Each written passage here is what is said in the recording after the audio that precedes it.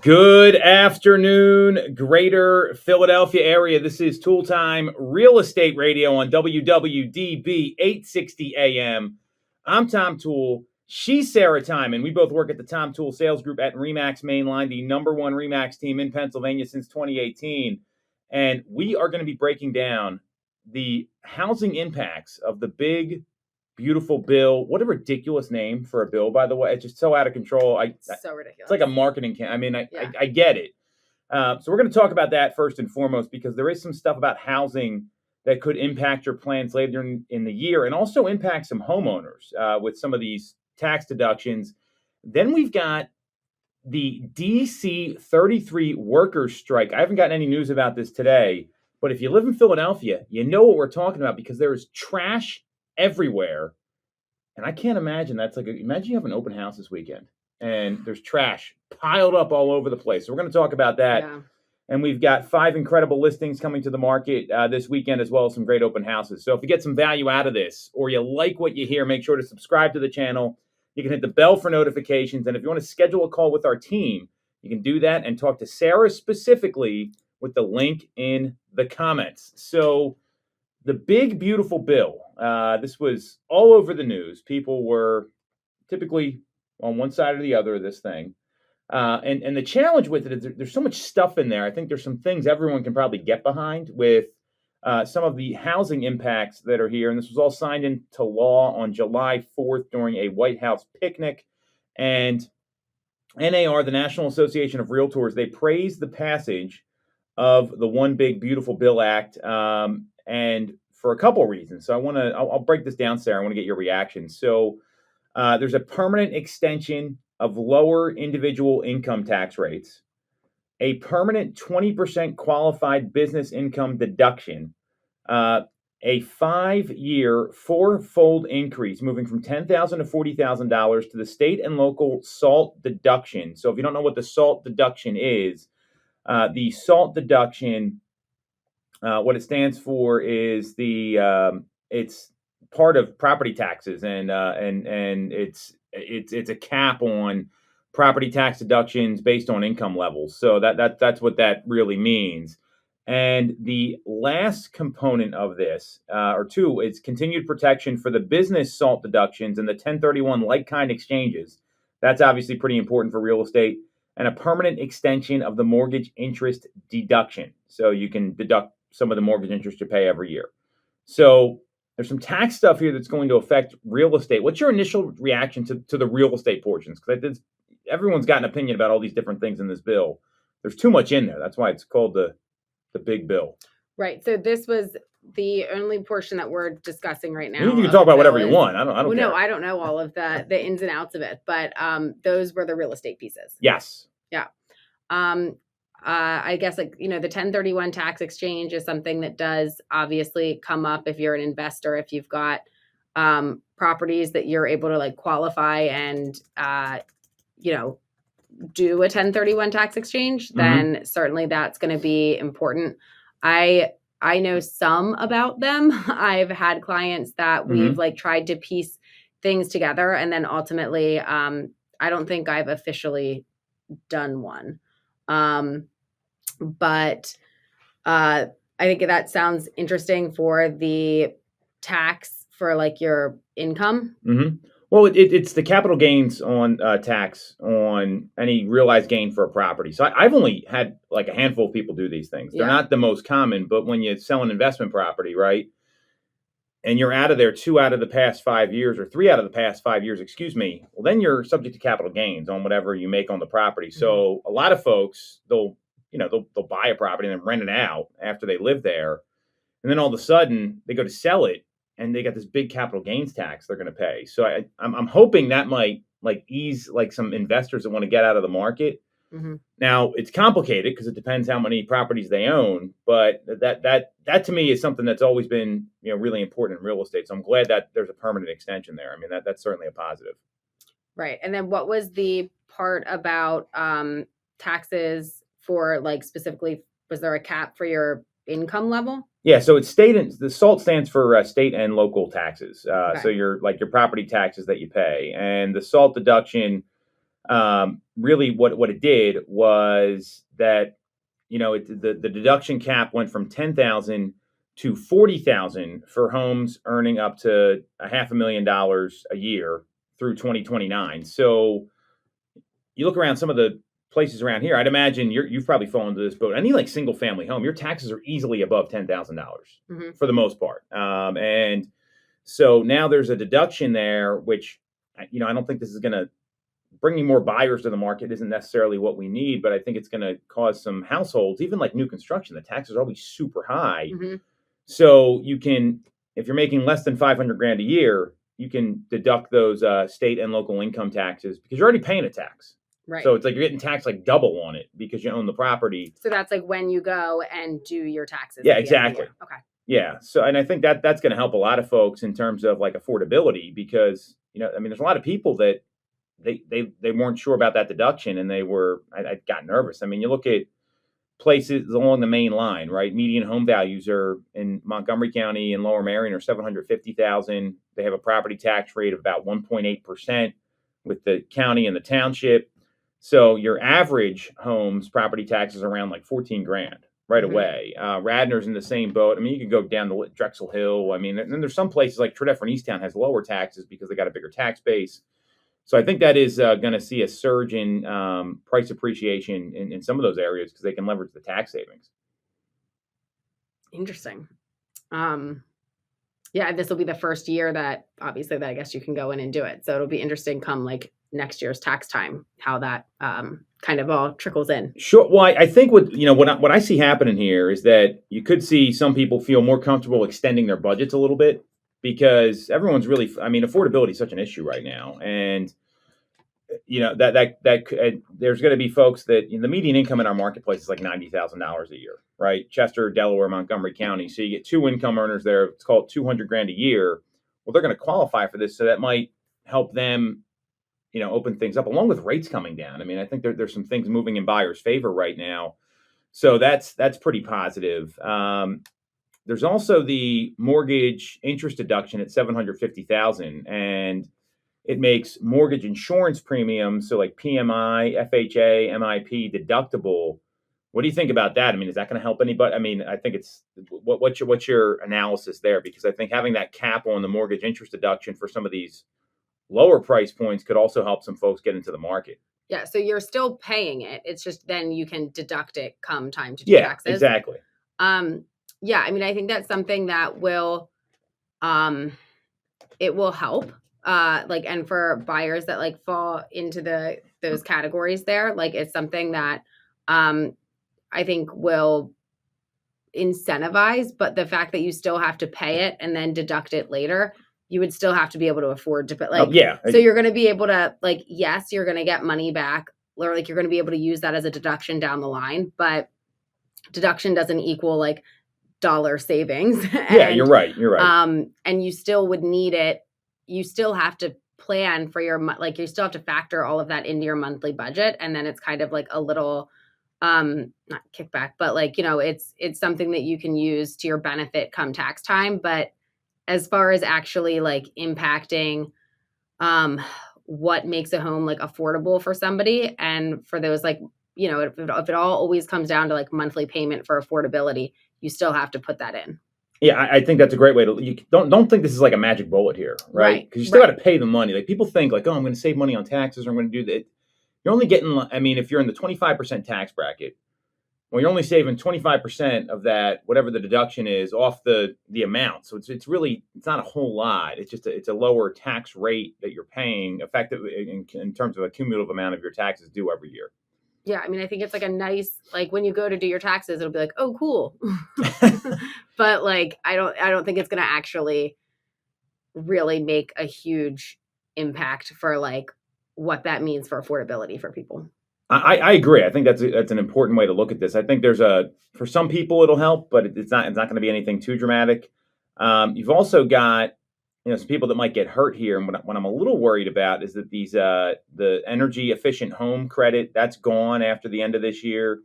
There's some tax credits that are going away, and you're adding a lot of money to the deficit here. It's 2.7 trillion is getting added to the deficit, which obviously that's a challenge, especially with this jobs report that came out, where a lot of the jobs were government jobs that were supposed to be eliminated. So I don't think this is going to do too much to housing. That's kind of, I mean, I think that some people are going to benefit, but I think there's going to be a gap that gets widened here between the people kind of that are struggling to get into like first time buyer properties and like the really affluent folks that are in some of these higher priced properties. That's just my observation here. But they took away a bunch of the like energy Yeah. credits. Yeah. So there's they have the new energy efficient home credit. So I mean that's, if you look at like new construction, where a lot of builders, might raise prices, I mean, they always are. You're gonna, anytime you put in like windows and new things, I mean, it's a little complicated. But again, I think if you're relying on tax credits, you're making a bad financial decision. Right. I'd agree. So, what do you think overall? Is this going to impact anything when it comes to housing? I mean, what do you think is going to happen here? Honestly, I don't know that I really think that it will. Just like for those pieces that you mentioned, because again, like you have to look at what you need monthly to be able to afford the home on its face, and then if there are deductions or credits, whether you're getting them or not getting them. I don't know that that's something that most people are truly factoring in. Now, maybe that's something a lender discusses with them as they're like going through, like, because then I guess, so maybe that's something that like a lender's covering. But I know I don't discuss, like, even so, if there were some of these tax credits for energy efficient things that were in place that are now taken away, that's nothing that I've ever discussed with my clients in terms of, can you afford this home? So, I don't know if they're looking at that on their own or not, but I've never even had it come up. Well, that's a really smart thing that you're doing, because you know what, you're a real estate agent, you're licensed. You know what, you're not an accountant. Oh yeah, right? I do not want to be giving anybody that advice. Well, and sometimes what happens is these people, they don't talk about things and point them in the right direction. That comes to client education. So I'm so glad you said I'm not one to give tax advice. My first thing is, I'm not an accountant. You should talk to one. It's no different than when agents start talking about like law with the agreement of sale. Yep. But you're doing the right thing and telling them, hey, you need to like understand this, or a lender should help you with it, because lenders obviously deal with taxes all the time. So I could not agree with you more on that. I think that if you're relying on that to be able to have everything come together, I would maybe advise, again, you always want to have like a buffer, like, and not that people would necessarily be like, I need this credit to be able to then like get those savings to like apply it towards my future payments. But like things come up in home ownership. There are like, there's a million different things that can happen. If you're so close to the line there for whether or not this is affordable, and you're looking at those things for like to kind of tip the scale, I think you may want to like just look at the whole picture. That is the best advice I think anyone can give to consumers, because I mean, there's some things here, like NAR got really excited, right? So they're talking about realtors across America have been at the forefront of tax reform, making sure Congress understood that home ownership's the cornerstone of the American dream, blah, blah, blah. Another NAR nonsense comment, right? And home ownership is the foundation of building wealth, which I do agree with. I think that's pretty clear across the board. So they were happy to see some of this tax reform. It's only benefiting people that are already in homes, right? That's not going to, I mean, that's where you see that immediate thing happen. They went on to say the revisions form the backbone of the real estate economy, from supporting first-time buyers and first-generation buyers. That's great. They believe that there's a lot of public support here for savings account for first-time home buyers, preserving the mortgage rate deduction. That's all fine, but you got to look at your situation, number one. So I wouldn't look at this as some like magic bullet that's going to change anything. And I'm just so clear the market's going to continue to be what it is, but I do see it loosening up a little bit, and I think it's going to bring some liquidity to the market where people aren't as afraid to make decisions as they were maybe the first half of the year. Yeah. All right, so we had a jobs report last week, Sarah, right? Woo-hoo. So, yeah, very exciting. I read it on the 4th of July. I don't know about you. That's what I was reading. The jobs actually came out Thursday, the 3rd of July. So the jobs report that came in last week, and I think it's important to kind of look at this here, is interesting, because what it's done, it just basically said there's going to be no shot of a rate cut in in July here because we saw total non-farm payroll employment increased by 147,000 in June, and the unemployment rate changed a little at 4.1%.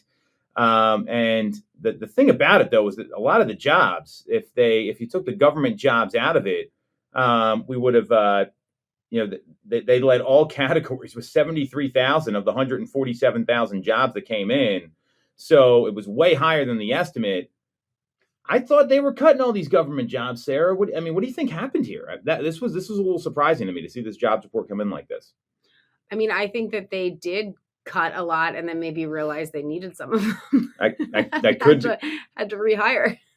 I think that's a great observation here. I mean, basically what's happened is that tells me I think we're seeing rates come down. I mean, rates have been the lowest they've been all year. The past couple of weeks, we're seeing below 7.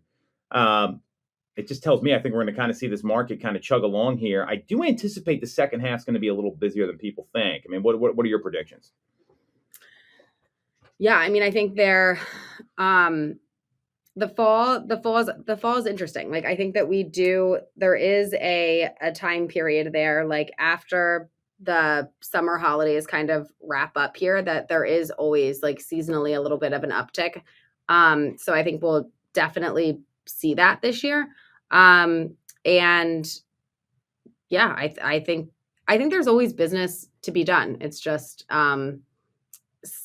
it's not always handed over to you. Although, I mean, I also feel like, regardless of the season, like you always have to work for your client. You always have to work for your clients and work to get business. Like very rarely is stuff just handed to you or just like pops up out of everywhere.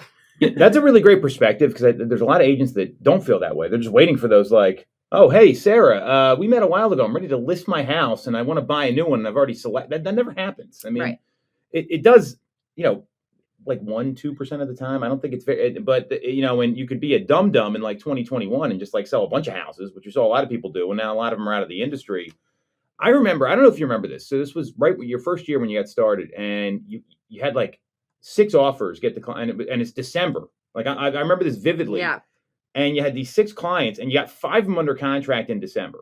Yeah. And that really demonstrates to me exactly what you're talking about. What was your mindset going through that for your clients more so than yourself? Because I think a lot of people do get discouraged when that stuff starts to happen.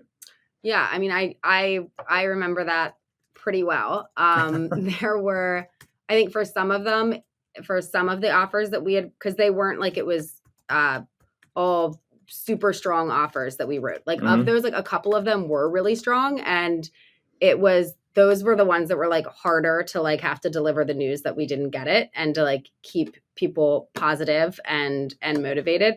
The other ones I expected not to get accepted, and it was kind of like, this is the learning curve. Like this is when we see the next one, this is what we can like adjust and do differently. And we talk a lot about how like it's not uncommon for a buyer to have to lose a house before they kind of like do what needs to be done to get a house. So I think it was a combination of just keeping people positive and motivated, taking advantage of maybe like slightly less competition in December if there were some people that had kind of like, pulled out for that time frame, and then getting the people that had written offers that weren't quite as strong to get to where they needed to be. So that great advice, number one. Sounds like they were all kind of motivated, number two, which is the most important thing. Right. And I think it really demonstrates as a consumer, like don't sleep on the month of July or the month of August or the month of December, because there's going to be opportunities every month out of the year. And as we get into the second half, I think there's going to be 2 types of consumers that are out there, buyers and sellers. It's both. That's not the 2 types, but there's 2 types where there's some where their expectations are way out of line, and there's some that are going to be more open-minded to where the market's heading. And what we've seen is there was a survey that just came out that the seller's expectations versus reality, there's a growing gap. I don't know if you've seen this in the market with the clients you're working with, because sellers are expecting over asking offers, quick sales, and minimal compromises. So this survey, it's from Clever, 72% of future sellers expect offers above asking. Only, like, all right, you want me to list your house low? Yeah, I mean, well, and Yeah, I mean that's kind of what you have to do, because we know the data is right. We're like, seeing. do you want the highest number, or do you want to be able to brag that you got over the list price? Well, it's so interesting because there's so many different ways I can go with this. So I did an interview with NBC 10, and I'll send you the interview afterwards. It's nothing you haven't heard me say before, but they had a couple on there, and they're like, "We sold our home $300,000 more than the asking price." This was not a client of ours. And the first thing I said watching this is, "Who was your real estate agent?" Because they drastically underpriced the home. Right. And I mean, that's a big miss. And I saw a picture of the home. I have an idea what it sold for. It's in Bryn Mawr, and probably was worth like 800 to 900. So did they price it at like 6? Like what Oh my happened gosh, here? yeah. I want to do some research on this, but and I'm sitting there thinking I think the agent did a horrible job. Right. I'm a big believer in pricing at the most recent sales, at the comparable sales, so you get activity. Because here's the stat, right? 72% of future sellers expect offers above ask. Only 42% of recent sellers got them. 77% believe they won't need to lower their price, but over 43% of sellers have made price adjustments year to date. So, I mean, there's a gap in the market here. And that's where I think a lot of agents, they just kind of like buy the listing. You know what I'm talking about, Yep. right? Where they just, "Oh, you want to list it here? Sure." Right. Instead of educate their clients about the numbers and trying to win based on, skill and advice. So, I mean, do you think is that gap going to widen or close as we get into the second half of the year? That's I mean, you're talking about a 30% difference of what happens here. Yeah. I think it depends on who your agent is. Well, yes. I think it'll stay about the same. I do too. Yeah. So tell us more. So, I mean, there's different strategies when it comes to pricing the home. And when we go into a listing appointment, we present those options along with like the pros and the cons. And the seller's the one that ultimately gets to like makes the decision for which way to go. Now, if they ask like, how would you recommend doing it? I will certainly give my recommendations for what I've seen, tends to bring about the best results. But you need to not be afraid to in advance present the different strategies and then how they each could play out and what like the pros and the cons there could be. So that way, if they choose to go with scenario 3 for listing, you've had that conversation with them of this is, if we do this and this happens, these are our options for moving forward. So that it's not a surprise and that it doesn't feel like they're prepared for it. Well, and I call it sometimes testing the market. Yeah. Well, and price. I mean, you can do that, and sometimes you kind of have to do that. Right. Yeah. Right. Like, and ultimately, like you want to get the listing. And while you can look at the data and you can show, these are the comparables. It sometimes happens where a seller wants to pick a price that is aspirational, and they get it, and amazing. You know what I mean? So like, while we can look at the data, we can look at the trends, we can give recommendations, like there's, we're not in every buyer's mind. And there are things for certain homes that are going to go beyond, like for pricing and for where people are going to go with it, go beyond like the logical numbers that you can pull. There's, there could be a buyer that's been waiting to get into this neighborhood because that's the neighborhood that they want to be in. And they're like, we're getting this house. And I've seen that happen many times. And, sometimes you get that buyer and they, like you've had, I think of one home we just sold where it was on the market a decent amount of time. We got that buyer up to a certain number and we knew it was kind of like the threshold the seller wanted. And they had a lower offer they turned down. So it made it more attractive. But sometimes it takes time. And I think that the reality here is that in the second half of the year, I do see some more liquidity coming to the market. I do see things opening up. If rates come down a little bit more, like imagine if we get to 6.5, I think that could be very positive. This bill, say what you want about it, I do think it's going to inject some life into the housing market. I think there's a positive mindset right now. People are more positive now than they have been over the past 18 months. And they also can't delay their life anymore. Right. Right. So I think that all these things are happening.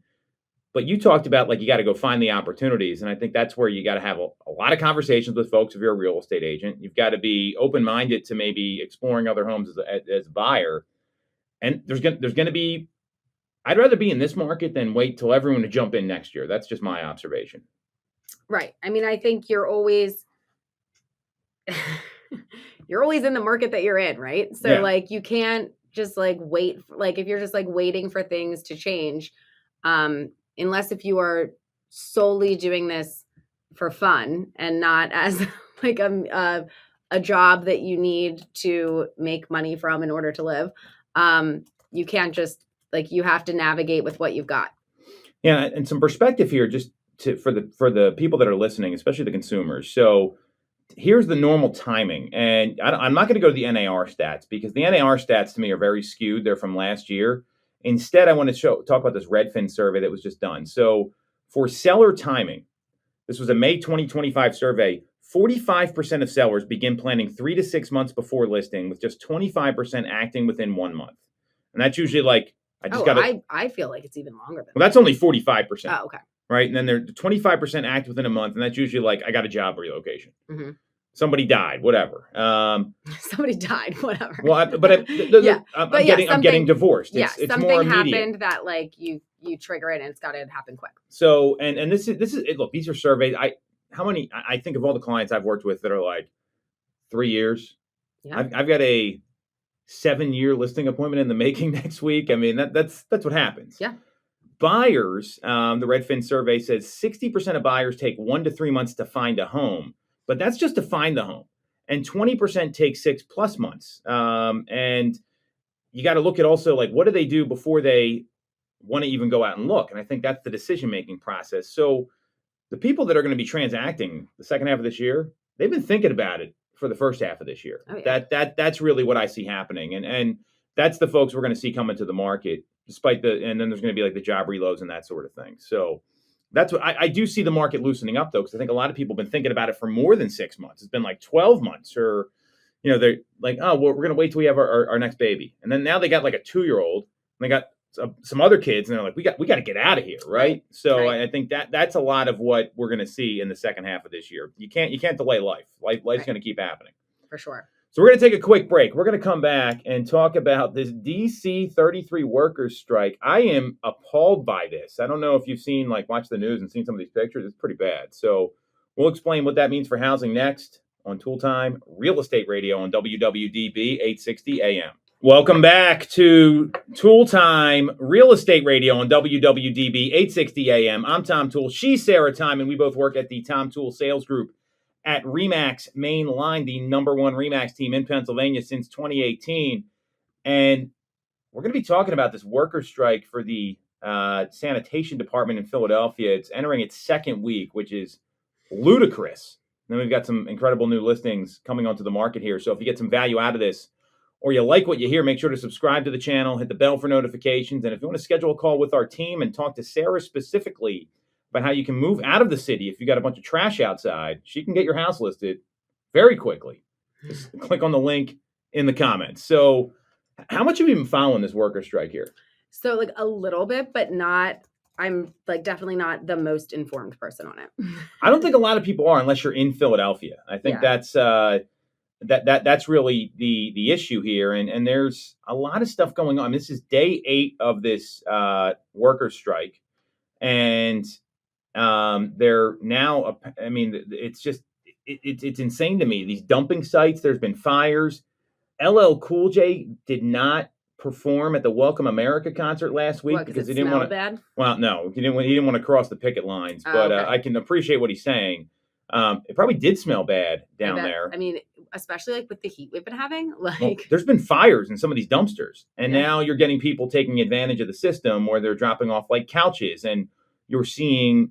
I mean, there's all sorts of stuff happening here. So we're gonna break it down. So the short of this is that DC 33, it's District Council 33, and it's all about money right now. So there's these contract negotiations that are on again, off again. It's pretty unfortunate because these people haven't gotten a raise in a few years.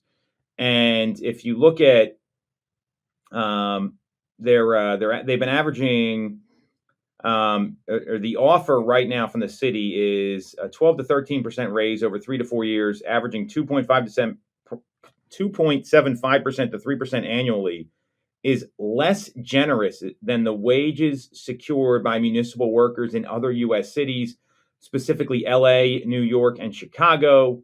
And it's also a lot less than the raise the mayor got this past year, which I think is a contention point.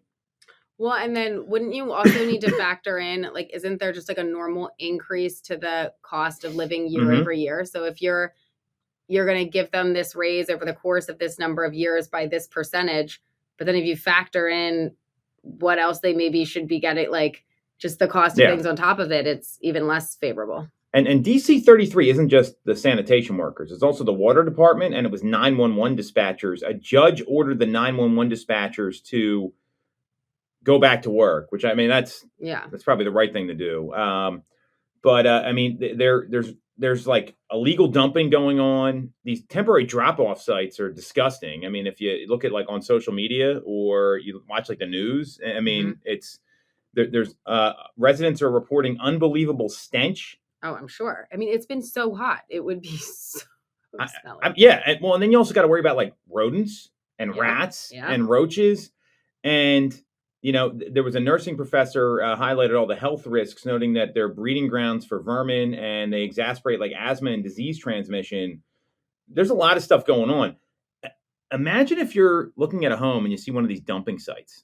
Oh, yeah. Like, what would you, like, you're showing a property and this is around the corner. I mean, no matter what you do, I mean, like, tell me all the things that you think could go wrong for a buyer looking in one of these neighborhoods that are close to the dumping sites.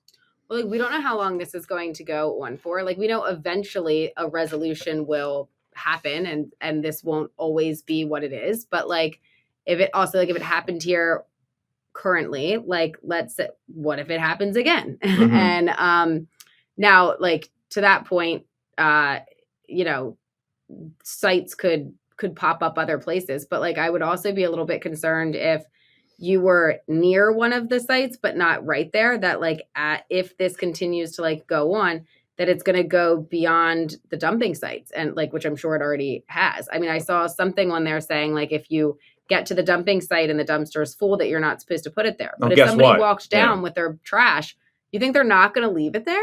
Like, so yeah, I mean, I think it would be between the smell, the unknown, it doesn't look good. And then the mice, the rats, like the other like animals that are going to pop up because of it. If you've got homes right there, they're probably going to try and get in your house. Oh, they definitely will. And then I think too, you know, it's not just local people moving. Imagine you're like, we've had a couple relocation buyers recently that are looking at like very high-end properties in the city of Philadelphia. Imagine this might turn off someone from moving here altogether. Yeah. And I don't think the mayor realizes this. And look, she's under a lot of pressure. But here's the facts: the DC workers, DC 33 workers earn an average of $46,000 annually, below the MIT estimated living wage of $48,000 for a single adult in Philadelphia, and way below the $81,120 a year needed for a family with one child. So I mean, and these are people that are out like in all weather. It's a hard job, working very hard. Like, they deserve to be paid. And the union is demanding a 5 to 8% annual raise over 4 years. That's aiming to address the gap, as you know, there's rising rent, rising housing costs, and you know, if the strike does secure higher wages, this might help the market in Philadelphia, because the market in Philadelphia is way slower than it is in the suburbs. That could boost some purchasing powers for these workers, because they all have to be city residents due to the residency requirements. So, I mean, it could, you know, it could help some of these neighborhoods where they have a lot of excess inventory on the market. There's a lot of skepticism right now. I mean, so who's from the dumping sites? Who's picking that up? Nobody's picking it up right now. I mean, nobody.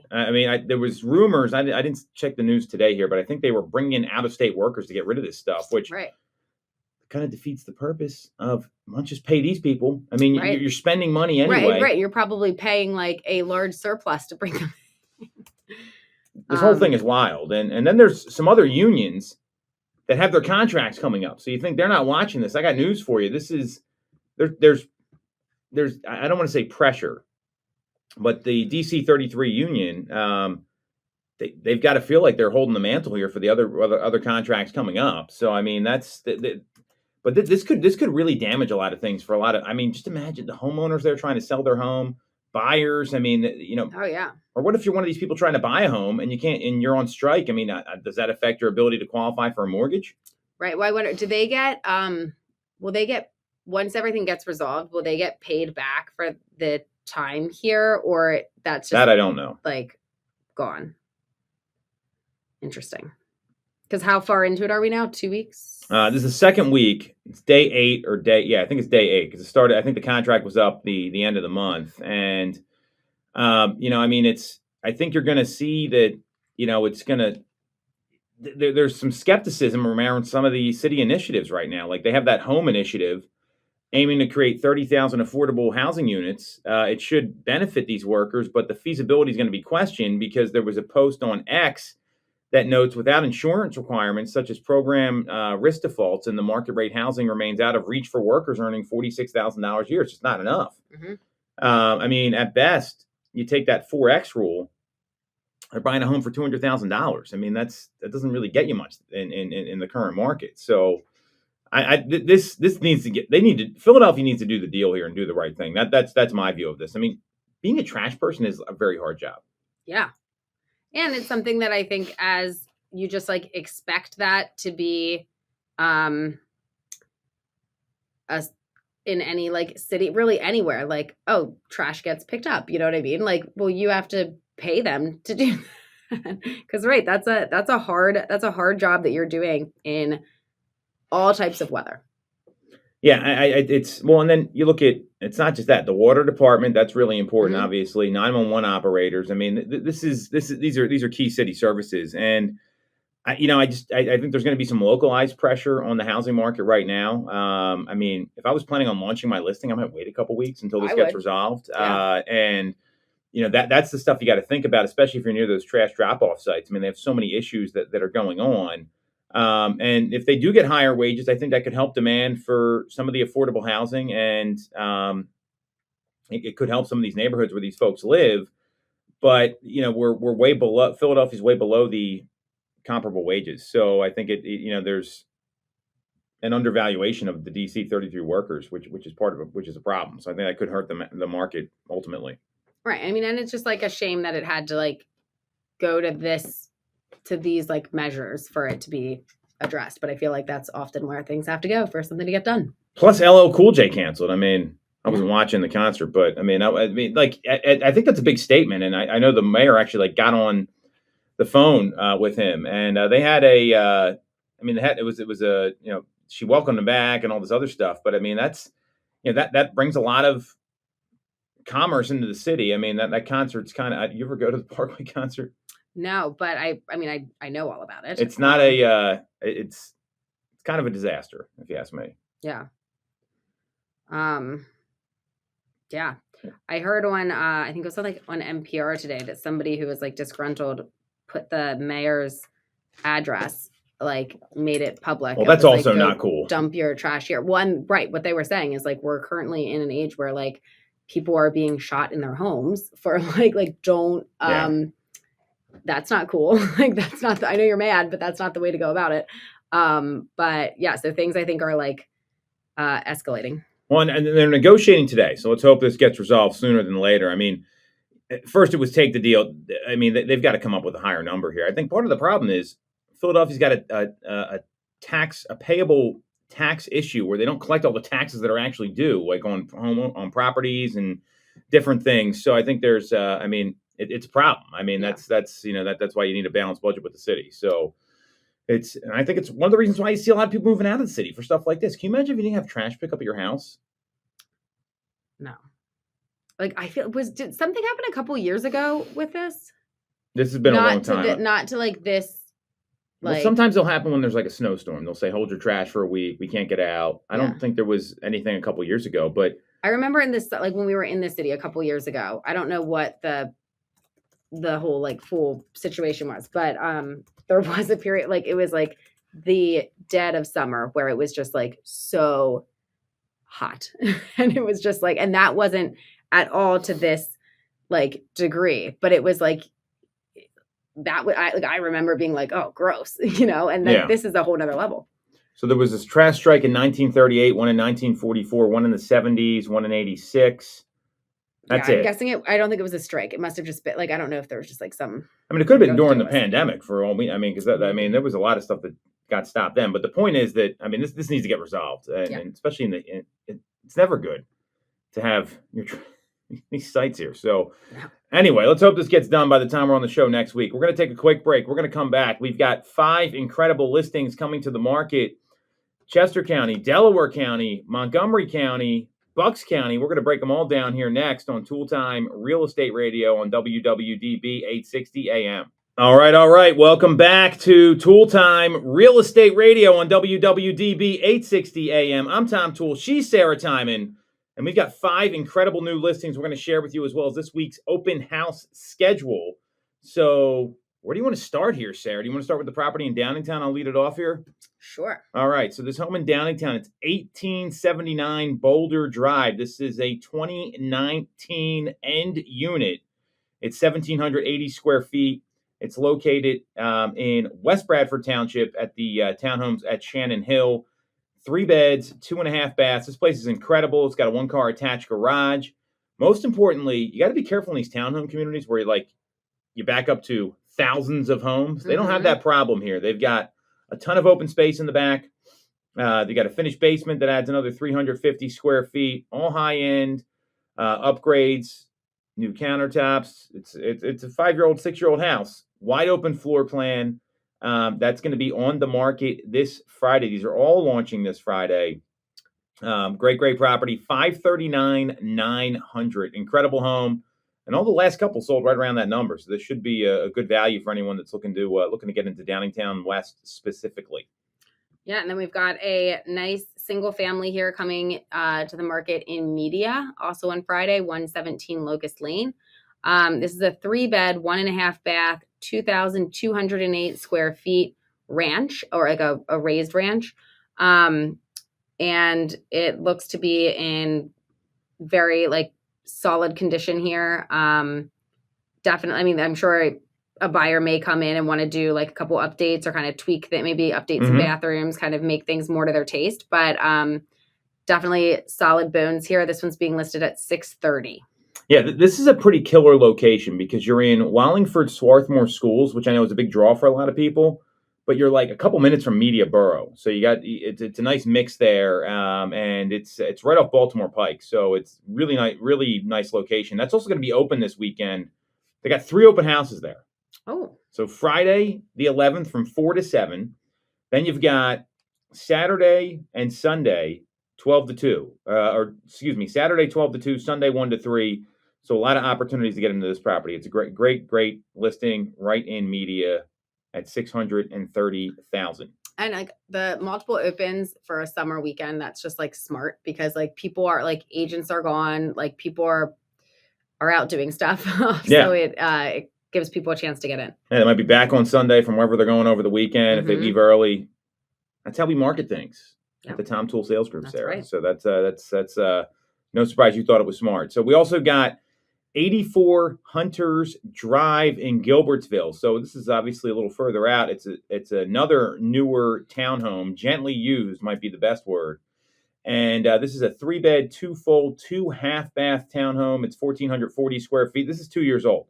So, basically like new. It's in Foxwood Ridge over in Douglas Township. It's 1,440 square feet.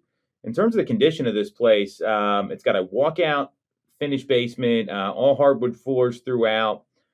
Very open floor plan. They got a big center island in the kitchen, white countertops, white appliances, so nice and bright. And that's also going to be open 11 to 1 on Saturday. A lot of custom woodwork, a lot of nice upgrades in here. This is a great looking property, and that's going to be marketed at $435,000. Another great one to check out. And it's also open on Sunday from 11 to 1. So we've got Saturday and Sunday 11 to 1 open houses there also. Awesome. Then we've got one coming here in Sharon Hill, 711 Poplar Street. This is a single family home, a ranch, 3-bed, 1-bath, 1170 square feet. It is listed at $280, and there will be an open house for this one on Sunday from 12 to 2. I mean, that's a great value. I mean, a single family home under 300,000. I don't know where you're going to find that in most places. So, and especially like one floor living, I think that's going to appeal to a lot of folks. And it's well maintained, and like good updates have been made to it. This could certainly be something that you just move right into. Yeah, nice looking house for sure. It's also right by the some of the rail lines there. Hopefully they'll stay open with this SEPTA issue. Yeah. The last one we got, and we got some open houses too. We got 776 East Parker Street in Langhorne. This is a 2-bed, 1-bath condo. It's 1,125 square feet. $258,000 is the asking price. This is going to be open Saturday, 12 to 2. This property is another home that's in really great condition. You got all one floor living. It's got kind of an open, they open up the wall. There's some of these older condos. This is built in the 80s. They closed everything off. So they open up the wall. They got like a see-through breakfast bar. It's great value. I mean, right in the middle of Langhorne there, right off of, Business Route 1. So that's at $258,000. And we got a couple open houses as well, Sarah. So we got Indian Way in Malvern. This is priced at $1.995 million. It's going to be open Saturday, 11 to 1. This is an incredible property in Willistown. And the other home we have open is 116 Price Street, right in the borough of Westchester. There was just a price adjustment. They've got a new price on this home at $699,000. This is got parking, 5 bedrooms, just about 2,000 square feet. That'll be open Saturday, 11 to 1. So we got some great opportunities here for any homes you want to go check out. That's it for this week's episode. We're out of here. If you want to follow Sarah, she's at Ty_TyTime on Instagram. You can follow me at Tom Toole 3RD. And we'll be back next week on Toole Time Real Estate Radio on WWDB 860 AM.